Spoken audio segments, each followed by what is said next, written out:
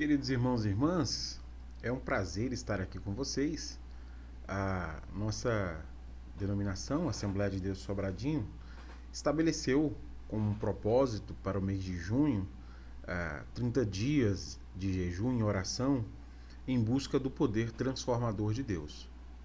Todos nós estamos concentrados nisso, dedicados a orar, jejuar, pedindo ao Senhor o poder transformador que só Ele tem para nós, para as nossas igrejas locais. E eu, pensando nessas reflexões, eu quero auxiliá-los a avançar em torno deste aprendizado, propondo uma reflexão sobre 5 votos para se obter poder espiritual. Talvez você conheça esse título ou já ouviu falar. O que eu quero fazer aqui então é explicar a vocês o que são votos e por que votos para obter poder espiritual.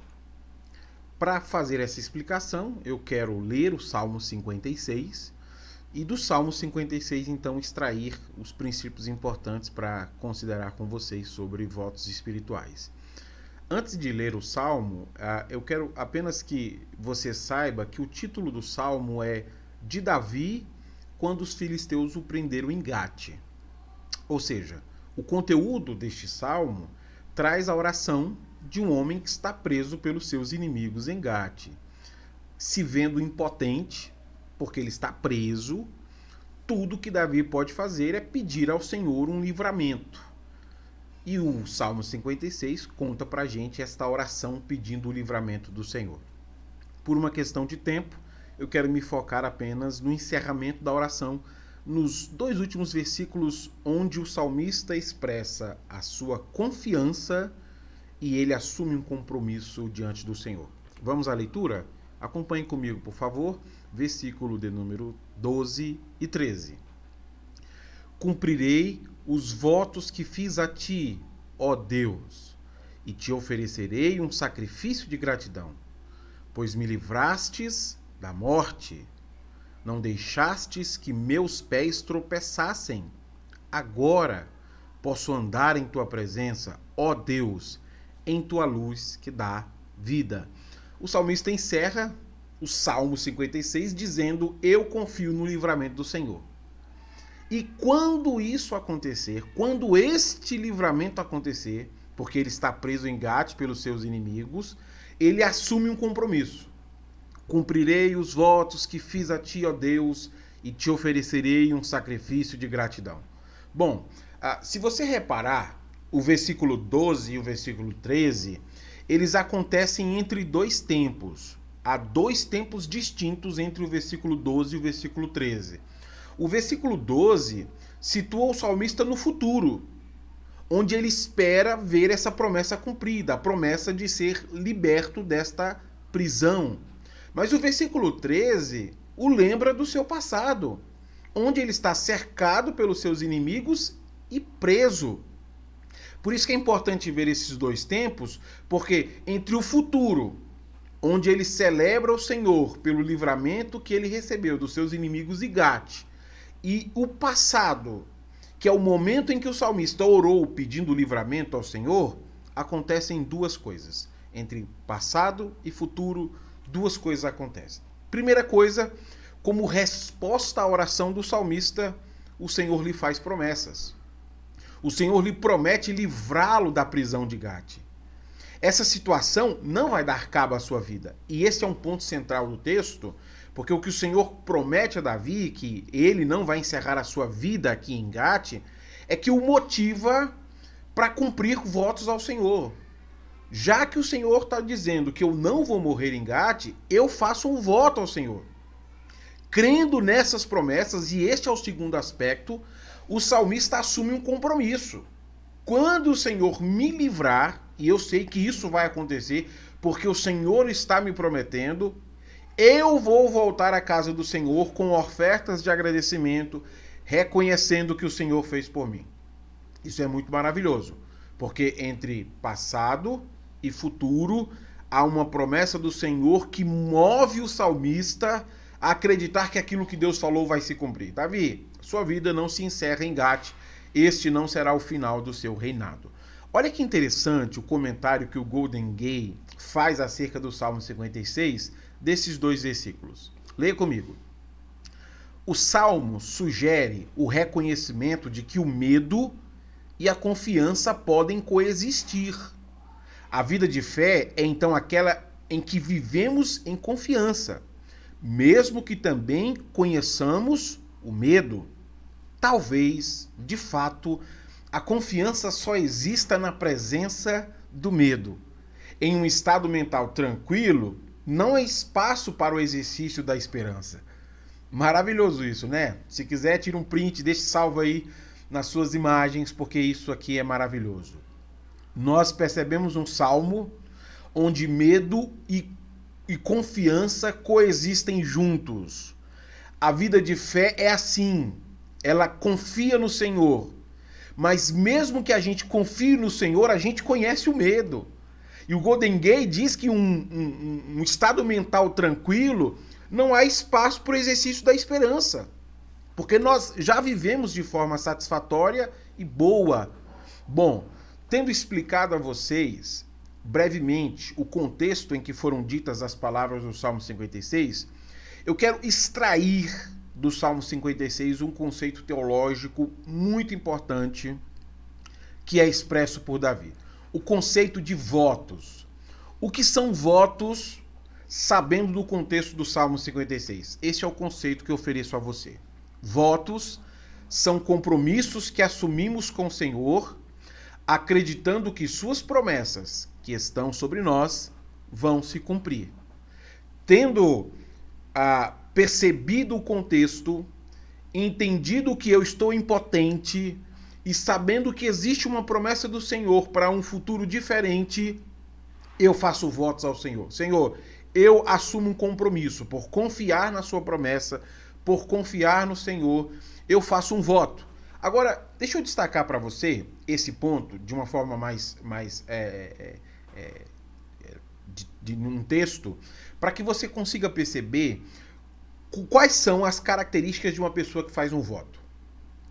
Como uma pessoa que faz um voto se sente em relação ao seu mundo e à sua vida. Eu destaco aqui do texto que nós lemos do Salmo 56, 4 características de pessoas que fazem votos. Primeiro, pessoas que fazem votos reconhecem a sua impotência diante das circunstâncias. Eles não podem fazer muita coisa ou não podem fazer nada, porque as circunstâncias não estão sob o seu controle. Essa é a primeira característica de quem faz voto. A pessoa está impotente. Segundo, a pessoa que faz voto expressa a sua fé orando ao Senhor. Assim como Davi, cercado por problemas, estando impotente, tudo que a gente pode fazer estando impotente é expressar a nossa confiança no Senhor pedindo a sua intervenção. Terceiro, as pessoas que fazem voto acreditam que as promessas do Senhor estão sobre eles. E nesse caso, nós estamos falando daquilo que Deus disse que vai fazer. E perceba, nesse sentido, nós temos 2 tipos de promessa. Promessas que são individuais, a pessoa, e promessas que são a igreja, a comunidade como um todo, ao povo de Deus. Então, sabendo que existem promessas do Senhor e entendendo que o momento em que estou vivendo é diferente daquilo que Deus prometeu, eu vou fazer promessas ao Senhor, eu vou fazer um voto ao Senhor para que as suas promessas se cumpram sobre minha vida. Quarto, característica das pessoas que fazem voto, elas assumem compromissos diante do Senhor. Esses compromissos são exatamente o reconhecimento que nós fazemos. Senhor, quando as suas promessas se cumprirem, eu vou assumir compromissos, posturas, para testificar e testemunhar do que o Senhor fez por mim. Para ilustrar tudo isso, eu fiz essa imagem aí. Eu acho que ela é bastante ilustrativa para tentar fixar na sua cabeça o conceito de voto e o contexto onde os votos acontecem. Olhe comigo, a gente começa com aquele canto onde a gente tem no passado. No passado nós vivíamos em um estado mental tranquilo. A gente seguia tocando a vida de forma autônoma, não nos preocupávamos com muitas coisas, mas a vida seguia normalmente. No presente, nós nos vimos impotentes diante das circunstâncias. fomos cercados por problemas e a nossa força vital, a nossa vida praticamente se esgota e nós nos sentimos assim ressequidos. Mas aí nós olhamos para o futuro e ouvimos que no futuro existem promessas do Senhor. Ele nos prometeu grandes coisas. Exatamente por acreditar nisso que o Senhor nos prometeu, nós fazemos votos. Dizemos, eu confio que o Senhor pode conduzir nossas vidas a este futuro que o Senhor planejou, a essa promessa que o Senhor nos fez.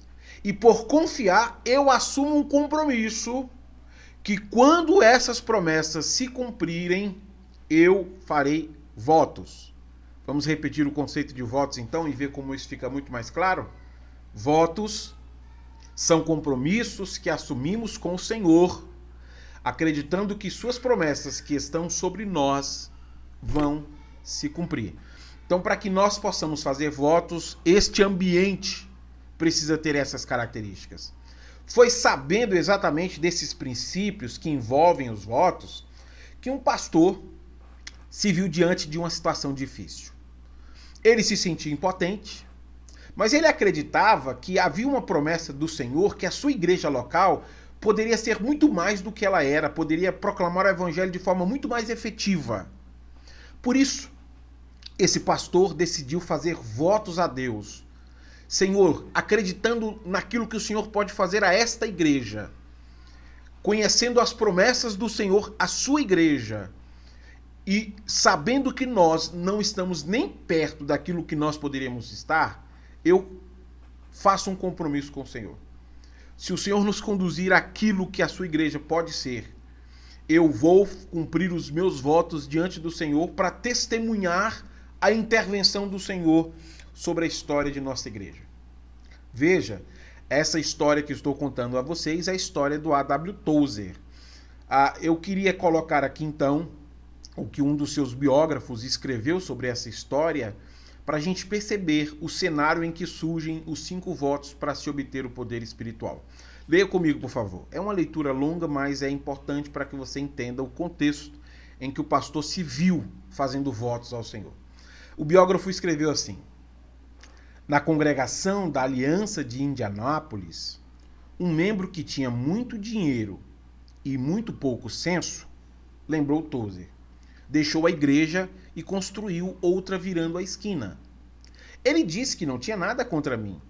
Ele só queria uma igreja maior, uma que estivesse indo para algum lugar. Eu era um pregador muito jovem, confessou Tozer, e fui a Deus em lágrimas. Eu queria saber por que isso estava acontecendo comigo. Deus direcionou Tozer para Êxodo 23, a garantia de Deus a Israel de que ele os levaria à terra que havia preparado. A partir dessa hora, Tozer viu o crescimento em seu ministério. Tendo passado por essa experiência, ele escreveu o que mais tarde ficou conhecido como 5 votos para o poder espiritual. O que Tozer compreendeu é que, estando impotente diante das circunstâncias, como um pastor de uma igreja local, e crendo nas promessas do Senhor que estão sobre nós, todo cristão deveria fazer votos. Os votos expressam 2 coisas. Primeiro, a nossa confiança que Deus é quem conduz o nosso futuro e que Deus é quem pode mudar as nossas circunstâncias. Segundo, os votos mostram o nosso compromisso. Senhor, eu prometo cumprir os meus votos e testemunhar daquilo que o Senhor fez por nós. É isso que nós estamos desejosos no mês de junho, em busca do poder transformador. E por isso que os votos espirituais se encaixam à nossa realidade. Nós estamos impotentes diante do cenário da igreja brasileira e mundial. Mas nós sabemos que Deus pode fazer muito mais pela igreja. E crendo em suas promessas e confiando no que o Senhor pode fazer, nós nos voltamos a Ele em oração e assumimos compromissos. Quando o Senhor levar a igreja a este cenário transformador onde o evangelho avança pela cidade, onde almas são salvas a Cristo Jesus pelo poder do evangelho, onde o poder do Espírito edifica a igreja, nós cumpriremos os nossos votos. Quais foram os 5 votos que A.W. Tozer assumiu diante da promessa do Senhor e da confiança do que Deus poderia fazer pela sua igreja e pelo seu ministério? Os 5 votos, então, foram esses. Primeiro voto: trate seriamente o pecado. Quando Deus cumprir a sua promessa, eu vou tratar seriamente o pecado. Eu não serei dono de coisa alguma, segundo voto. Nunca me defenderei, terceiro voto. Quarto voto: nunca passarei adiante algo que prejudique alguém. Quinto voto: nunca aceitarei qualquer glória. E depois de compreender esse princípio bíblico, A.W. Tozer então escreveu este livro, 5 votos para se obter poder espiritual, que é essa compreensão sobre o que são os votos e de como as promessas do Senhor estão sobre nós e elas podem se cumprir. Tendo explicado a vocês o Salmo 56 e o ambiente onde os votos espirituais são feitos, eu queria encerrar com 3 aplicações para nós considerarmos essas questões e orarmos ao Senhor. Primeira aplicação que eu faço: o exercício da esperança acontece em cenários inóspitos. Agora há pouco eu li para vocês a citação do Golden Gay e ele fez lembrar algo importante. Em um estado mental tranquilo, não há espaço para exercício da esperança. Se nós estivéssemos em dias bons, nós talvez não estaríamos ocupados e preocupados com isso. Mas isso é um diferencial no cristão. Porque nós estamos vivendo dias inóspitos em relação a muitas coisas, política, economia, sociedade, em relação ao avanço do evangelho, e nós estamos tendo um ambiente propício para exercermos a esperança, porque acreditamos na intervenção do Senhor. Nós olhamos para o cenário atual e compreendemos que não é o ideal, mas existem promessas no Senhor para a sua igreja. Existem promessas no Senhor para a vida individual de cada cristão.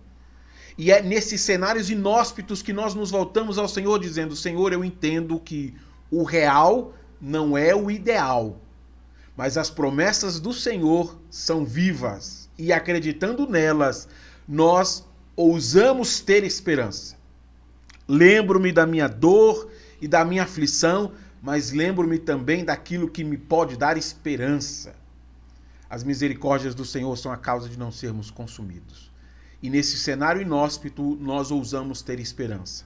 Você precisa ter esperança. Se você percebe que está tendo problemas em relação ao avanço do evangelho, a vida espiritual da sua igreja local, a sua própria vida espiritual, é o ambiente propício para você ter uma esperança. Esse não é o real, mas Deus pode, esse é o real, mas Deus pode nos conduzir para o ideal. Segunda aplicação que eu faço: a oração é a forma mais ousada de expressarmos nossa confiança na intervenção divina. Porque às vezes pode ser que alguém pense: olha, eu já sei como resolver o problema da igreja. Vamos fazer uma estratégia, vamos fazer um plano, vamos fazer isso, aquilo, outro. E toda hora a gente está pensando em um monte de coisas que podemos fazer para potencializar a capacidade da igreja. Quando nós nos voltamos ao Senhor em oração, nós estamos assumindo a maior esperança que existe. Senhor, o real não é ideal, mas nós acreditamos em suas promessas e que o Senhor pode nos conduzir a isso. E ao invés de nós procurarmos soluções, nós oramos ao Senhor para que o Senhor nos conduza na força do seu poder. Este é o tema do mês de junho, em busca do poder transformador. O poder de transformação não está em mim e nem em você.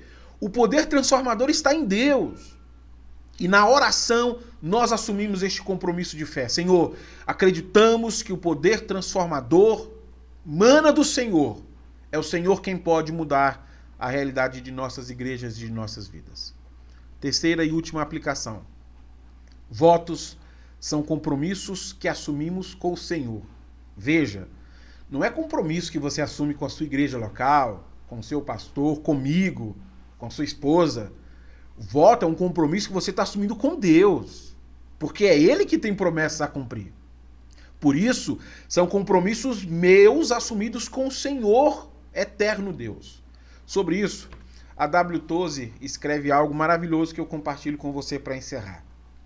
Ele diz assim: meu conselho nessa questão é que se você está realmente preocupado com o seu avanço espiritual, a obtenção de novo poder, nova vida, nova alegria e novo reavivamento pessoal dentro do seu coração, será bom fazer certos votos e empenhar-se por cumpri-los. Se você falhar, proste-se em humilhação. Arrependa-se e começa novamente. Mas sempre leve em consideração os votos feitos.